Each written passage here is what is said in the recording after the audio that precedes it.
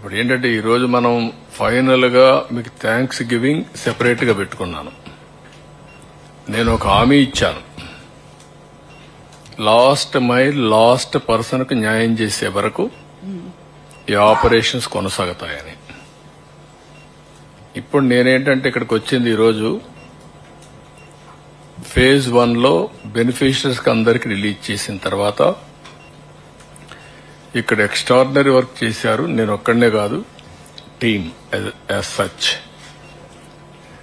ఒక 10 రోజులు 11 రోజులు నేను 100 days లో నేను టైం స్పెండ్ చేసింది మానిటర్ చేసుకుంటున్నాను.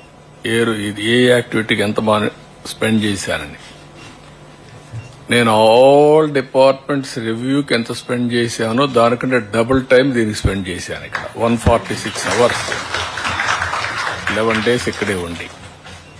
ఎందుకంటే ఇది ఒక పెద్ద విపత్తు, బిగ్గెస్ట్ క్రైసిస్. సఫరింగ్ కూడా huge suffering by human beings. అది చూసిన తర్వాత నేను ఇక్కడే ఉండడం, మనం అందరం కలిసి ఒక ఉద్యమ స్ఫూర్తితో ముందుకు పోయాం.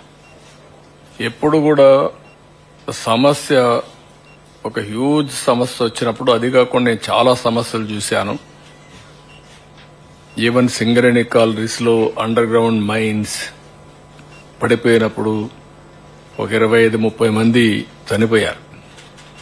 ఇంకా ఎక్కువే అనుకుంటాను, నెంబర్ నాకు కరెక్ట్ గా జ్ఞాపకం లేదు. 5-6 కిలోమీటర్ల కేవ్ లోపలికి గని లోపలికి వెళ్లాను నేను. మా ఆఫీసర్స్ వద్దన్నారు. లేదు సార్, అది డేంజర్ గా ఉంది, ఎక్కడన్నా అది కూడా మళ్లీ కొలాప్స్ కావచ్చు, precautions you should not go అన్నారు.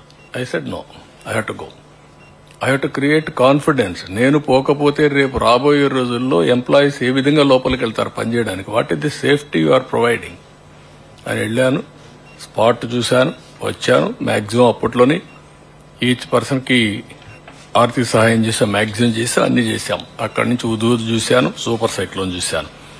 కానీ అన్నింటికంటే ఇది డిఫరెంట్ డైమెన్షన్.